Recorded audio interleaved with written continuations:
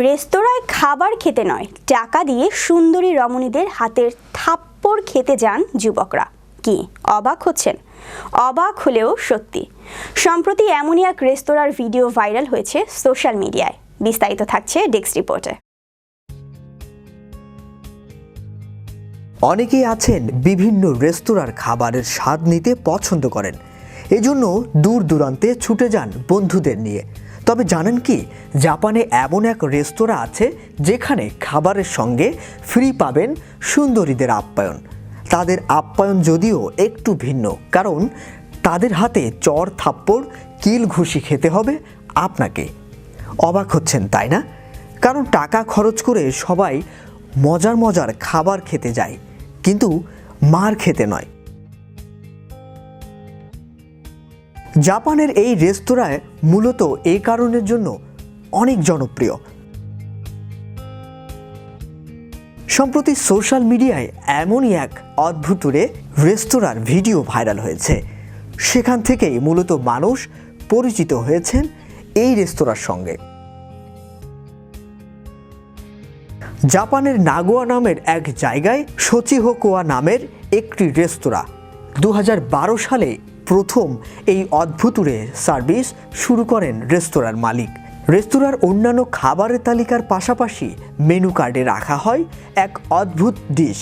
দাম জাপানি মুদ্রায় 300 ইয়েন, বাংলাদেশি মুদ্রায় 250 টাকা। অর্থাৎ কোনো ক্রেতা চাইলে 250 টাকা দিয়ে নাগোয়া নারীর চড় খেতে পারেন।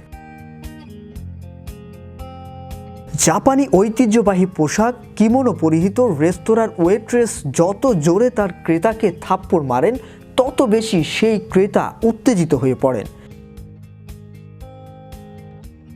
যারা চড় খেতে আসেন তারা বলেন এতে তাদের ব্যথা লাগে না, বরং থাপ্পড় খেয়ে অনেক স্ট্রেস রিলিফ হয়। প্রথম রেস্তোরাঁর নারী কর্মীদের দিয়েই এই থাপ্পড় খাওয়াতেন রেস্তোরাঁর মালিক।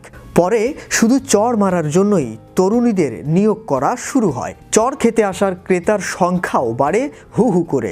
এমনকি পছন্দের সুন্দরী তরুণীর হাতে একের পর এক থাপ্পড় খাওয়ার জন্য পকেট থেকে আরও 200 ইয়েন বেশি খসাতেই রাজি হন অনেকে।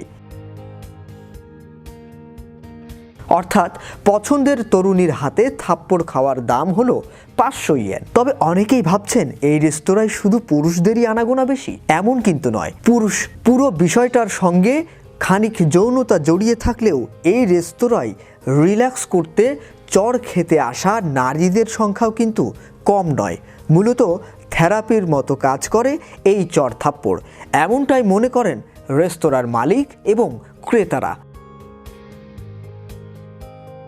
সম্প্রতি এই রেস্তোরাঁর এই অদ্ভুত সার্ভিসের ভিডিও চতুর্দিকে ভাইরাল হওয়ায় সমস্যায় পড়েছেন মালিক। তাই তিনি সোশ্যাল মিডিয়ায় পোস্ট করে জানিয়ে দিয়েছেন, পয়সা নিয়ে চড় খাওয়ার পরিষেবা আপাতত বন্ধ রেখেছেন তারা। তাই ওই প্রত্যাশা নিয়ে রেস্তোরাঁয় গেলে হতাশ হতে হবে তাদের।